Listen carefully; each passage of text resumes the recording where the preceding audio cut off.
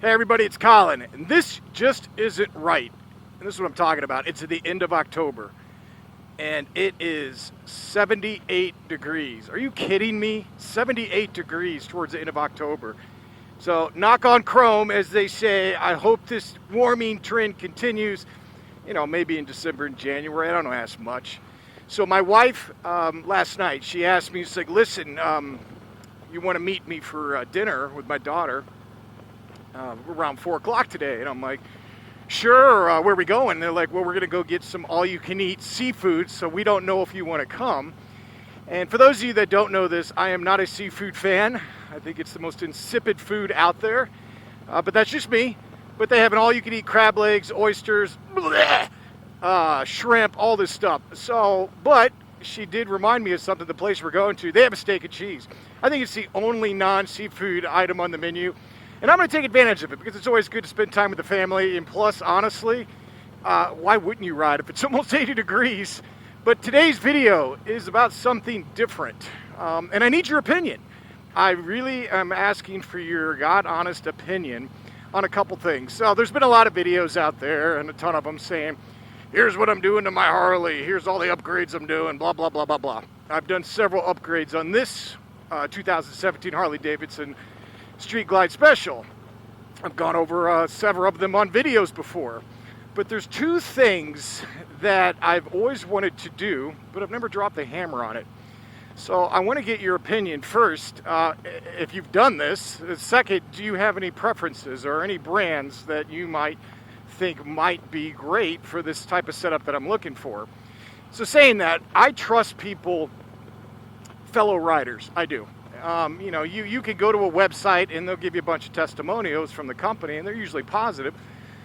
But I go on YouTube, and if somebody's seen, you know, if I deem trustworthy, I'm going to value their opinion. So here's where I'm asking for your opinion in the comments section. So there's two things I've always wanted, and they're not things that are like detrimental to my riding or anything. They're not things that are like preventing me from enjoying the ride, but they're things that are both out of comfort. And my friend Bodine52, I know he did one of these, and he did the handlebars. So I'm looking to change out my bar setup from stock. And the second thing I'm looking into, but it's so damn expensive, I mean, anything you do with upgrades is expensive, is the suspension. So first I'm going to talk about the suspension. So suspension in general, so I have a stock suspension that came with the 17 Milwaukee 8. It's not bad. It's not a horrible suspension by any means. Now, obviously, there are aftermarket ones out there that are a ton better.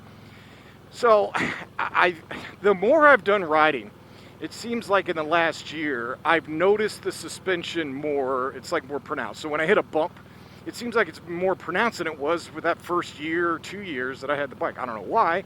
It's just those are the things that have happened to me in this last year. And then second, I got the tour-pak, and then with my wife riding on it, I noticed a big difference with the suspension that she felt. You know, like every time we'd go over a bump, I'd hear her go, you know, making those little noises that she does, you know, bitching about the suspension. So I'm looking into a couple, and I wish they weren't so darn expensive, but there's, you know, I've got a friend that has a pair of Legends, and he absolutely swears by them. I've also got another friend that has Oleans and absolutely loves them. You know, those are the main ones you hear about all the time, but there's one that I, you know, kind of found out about recently, and it's Wilbur's suspension, and they've got this one that's self-adjusting, and I don't know why this piques my interest. You don't have to adjust anything. They customize it from the factory, I believe, to your weight and height and all that stuff. But once you get on it, even with a, you know, somebody that, if you ride 2 up or anything, it self-adjusts to the rider's weight, whether it be luggage or another rider, within 15-20 seconds of getting on the bike. So it actually goes up and down.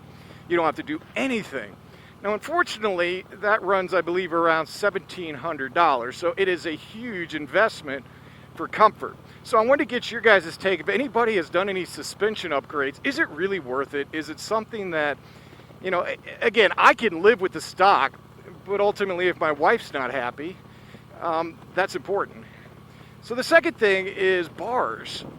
And it's similar to the suspension, where I've had the stock bars for 3 years now on this thing, and it really ultimately hasn't bothered me. But the more trips I do, especially longer trips, I've started to notice like it's a little bit uncomfortable sometimes. Not riding around town, this is nothing like right now, but over time, if you keep in this position like kind of am right now, my arms start to get sore a little bit, especially kind of like in the shoulder area. So what I wanted to find out is, like I said earlier, I know Bodine speaks very highly. I believe he got 10-inch mini apes. Don't quote me on that. I believe that's what he has. And I've seen other videos and other people that follow me that have done upgrades on their bars, and they swear by them. But I'm not really familiar with all the manufacturers, to be honest with you. I hear a bunch of them, but I want to get your take if you have any opinions on that, because I'm either probably looking at 10 or 12s. I do not want them up high.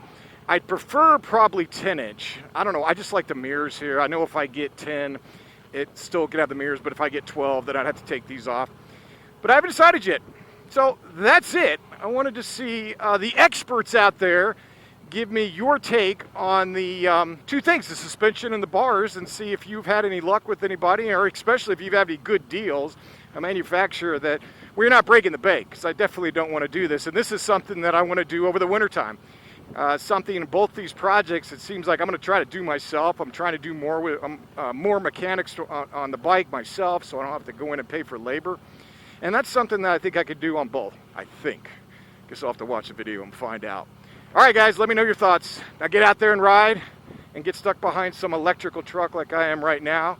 Hopefully you're enjoying this beautiful weather as I am at the end of October. Be well, and I'll talk to you guys soon.